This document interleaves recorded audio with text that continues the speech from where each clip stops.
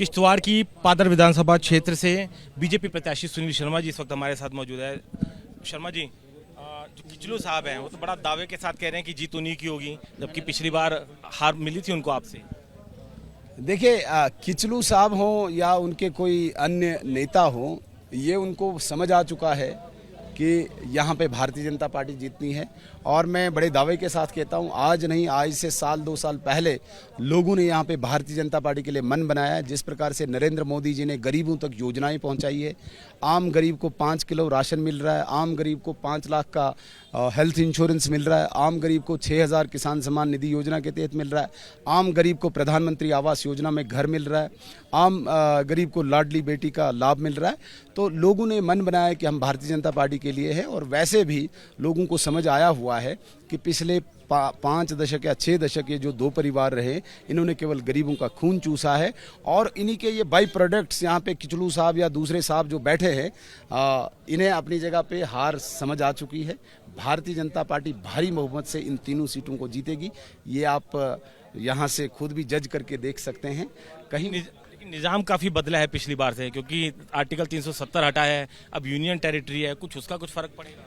मैंने कहा, पहले भी कहा है कि 370 से पहले एक मानसिकता यहाँ के लोगों में थी और राजनेताओं में ये था कि हमें आतंकवादी वोट दिलवाएंगे, किसी एरिया में आतंकवादी अपनी लेटर पैड पे वो संदेश देंगे, कहीं पे अलगाववादी कैलेंडर देके हमें वोट दिलाएंगे। और उसी का कारण आज तक रहा कि अली मोहम्मद सागर जैसा नेशनल कॉन्फ्रेंस का स्टालवार्ट लीडर 1600 वोट लेके मिनिस्टर बना।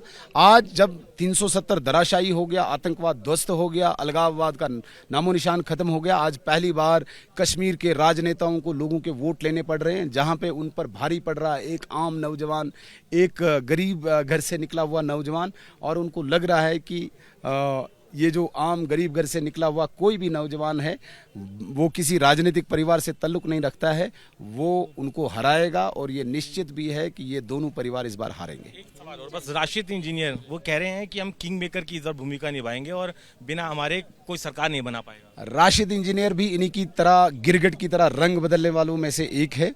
रशीद इंजीनियर की करतूत पूरे जम्मू कश्मीर को पता है।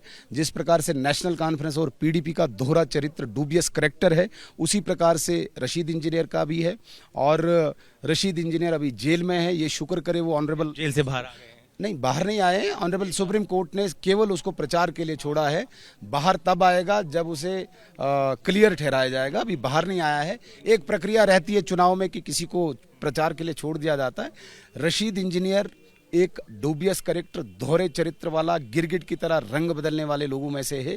मैं दोबारा से कहूँगा, एक आम नौजवान जिसको गरीब घर से ताल्लुक है, जिसको राजनीति से कोई लेना देना नहीं, ऐसा व्यक्ति इस बार कश्मीर की जनता चुन के भेजेगी और सरकार बनाएगी।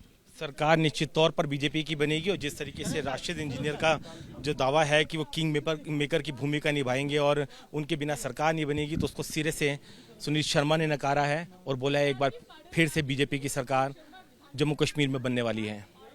कैमरामैन सुनील के साथ Varun Jain, ABP news, Kishtwar. For exclusive and insightful videos, subscribe to our new channel ABP Live Premium.